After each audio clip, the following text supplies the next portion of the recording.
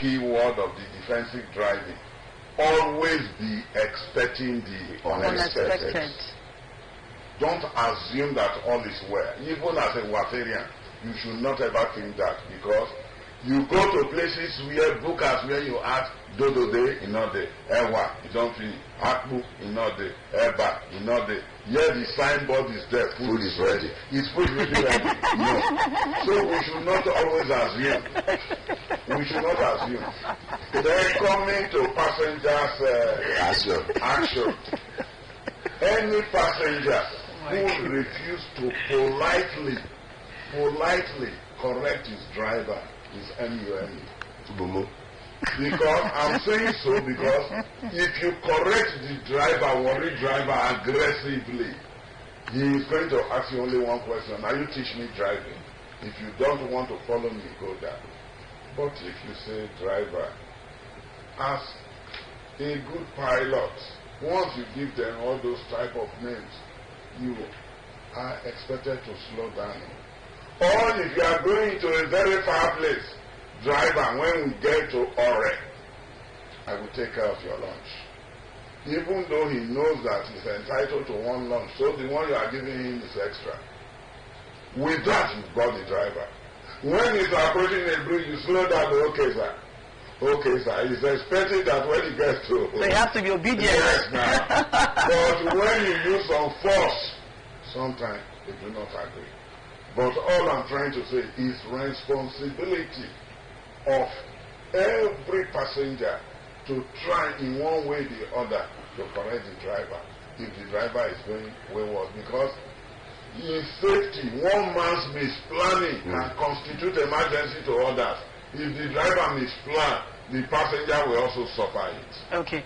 In the event that the passengers are cautioning the driver and he refuses to listen, what should the passengers do? Yes, a lot of things passengers do. Okay. Some will politely say, Oga, when they get to a safe place, they say, Oga, I better park.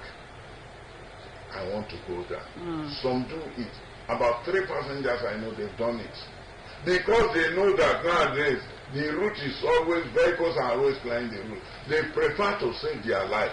But sensible drivers, immediately they say, stop, I want to come down. He said, Madam, they'll caution themselves. Okay. Yes, I think there's a number that the state coordinator used to give. That's another dimension. When the driver refuses to listen to you, we have always said, call the road safety number 122. 122. In case you are in a commercial vehicle and you have talked to the driver refused to listen to you, just dial the number 122. Talking about if anybody is hearing what you are saying. Once they pick the call, you just tell the driver, just tell them, I am in a so-and-so vehicle. This is where we are right now, and we are going towards this particular destination. The driver is driving dangerously. We've spoken with him. He has refused. The road safety guy will quickly, they know from the map, we have the map. From the map, they can see the next patrol team. The next patrol team will block that vehicle. And I tell you, the driver will be booked for overspeeding or for the offense that was committed. Now, I told you also some time ago that while I was in Ibadan, some couple of years ago, there was a driver I spoke with, and the driver was like bluffing. And I said, okay, well, no problem. You are going to worry. I'm here talking to you, you are bluffing. I called our office in Benin. And before the driver got to Benin, he was arrested. They now told him that you committed offense like this in Ibadan, and you were told and you refused. It was then the passengers were saying, now told him, hey, that man warned you. He warned you until they called me and started begging. You understand? That's by the wayside. The most important thing is that we try to arrive alive. On what Papa said the other time, that no driver will actually want to go out and kill. I tell you the truth, not all. In 2010, we had a program at the Tankers Park for PPMC drivers, and while the lecture was going on, I engaged some other people in some other aspect, and another set of people were having a bottle of drink just close to the canopy where we are, and I saw them arguing. How many people have you killed before since you started driving? Seriously? I'm serious. Life. Life. One said, I don't kill 4. So you are a small boy. A small boy. Me, I don't kill 7. And you can never see a tanker driver that will sleep in the police station. You can't. Their union will stand by them so strongly, and that is why sometimes we feel pained. If you see these tanker drivers the way they drive on the road, and if you want to know that they are not normal, you will see them, they are not wearing shirts. They wear one dirty singlet. Yes. That is the one that will even wear shirts. You understand? Dirty singlet, and see them driving truck. And by the time they come out, you know that they are driving under the influence of drugs. I'm telling you the truth. And this is why, personally, I like to engage Nopen, Penderson, and PPMC in our discussions like this. But unfortunately, you can hardly see them out. You call them out, if you don't make food for them, they will not come out. And these boys are big boys, they have money. But must they risk their own life and the life of other people? So if you see a tanker driver coming, I've always been saying it, don't say that the man will stop. It's just like Dangote that we call Shakat killers. Please give them right of way. Let them carry their wahala and go. You to arrive your house alive. That's our prayer. Okay. Drive defensively. Hey, do you know that Eric James, sorry to mention his name, called me yesterday? Okay, former GM. Yes. He said because he likes, he monitors our programs. Yeah. What are we doing about the Dangote? I said we've done our best. Yeah. The people who are being paid salary to take care of Dangote are not doing anything. And we are volunteers. We don't need to risk our life talking about Dangote every time. Abuja is doing a lot. The headquarters is doing a lot about Dangote. He made some observations. Most of them don't carry numbers. And true, if you watch most of their vehicles, they don't even want driver's license. They don't have no vehicle driver's nothing. license. So if anything happens, how will you now know that is this one? So I just told him that we've done most of the job, enlightenment. Thank God some of the areas they used to occupy, they are no more there. We're now here, they are buying some areas. So we don't hope that our road becomes safe. That is just our prayer. But anyway, before we close, let me quickly say, to a large extent, we know we have not gotten it enough, like we see in Lagos. But let us appreciate the government, at least for the little they are doing now, like Ekwan Runabout. They've done some palliative beautiful. I really adopt my heart for the state governor. Some other areas, Refinery Road, what they are doing on Refinery Road now, concrete-based construction is what they are doing now. In fact, I'm really impressed.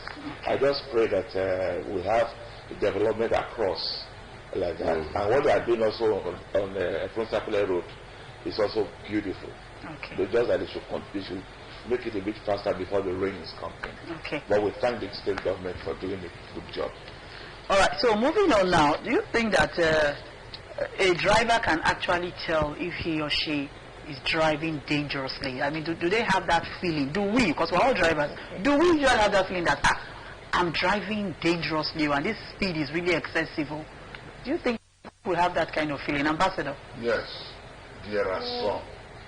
The answer some. Some people even say, how can I be driving this way?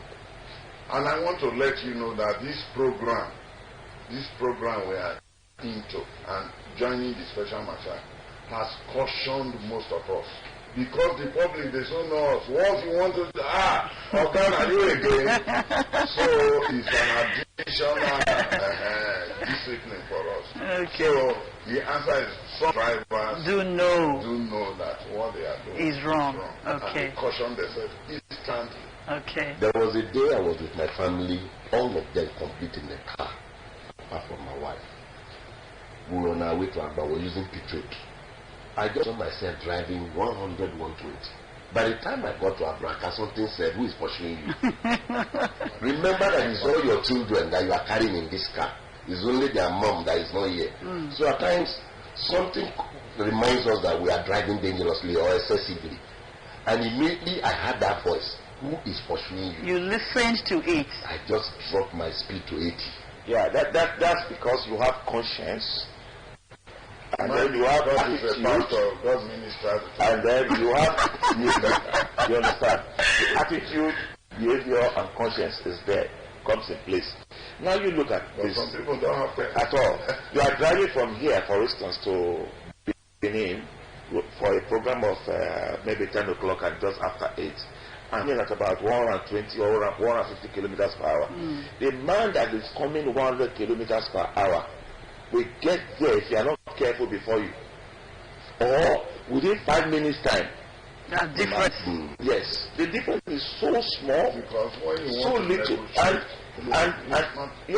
And by the time you get there, you just discover that, look at this one that I passed 30 minutes ago. So what was the essence of all that excessive Now, speed? you have what at where your engine, fuel consumption is very high, Okay. and of course the risk you have taken again, and you have to be on the lookout for children crossing or anything that can be on the road or police checkpoints. Now that we have woods, we now use wood to slow down the number of woods. Some they use log. If you use the log, certainly you cannot run your car into it. You will surely destroy your car. So there is need for us to actually take it easy, take it jete.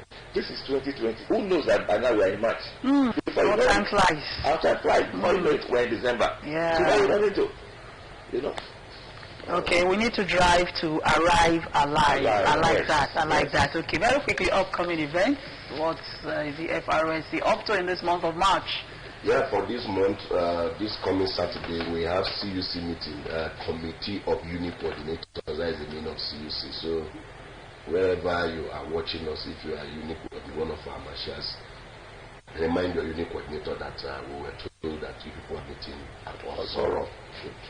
Something Holy Trinity School, Osoro. Let me also appreciate our Unit 3, Saple. They are always out every weekend patrolling. Our marshals, they are very, very fast. One of the best units under my regime is that Unit 3. They are always patrolling every Saturday, including public holidays. They are out, ensuring that people driving around Amuko area, they are driving safely. And that's why you can hardly hear of an accident around or a crash around Amuko area. Very difficult. Our regulars, our special marshals, they are always there, and I really want to raise their effort and plead with others to also come out. The job is enormous, and we need more people. We need more people to come out. Yes, that's few.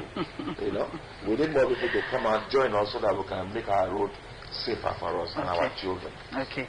Thank you so very much. As always, we are grateful to the officials, the Special Marshals of Federal Road Safety Corps, who always find time out of their very busy schedule to come and enlighten us, sensitize us, create awareness, and educate us on the need for us to be safe, both on the roads and out of the roads. And today has not been any different.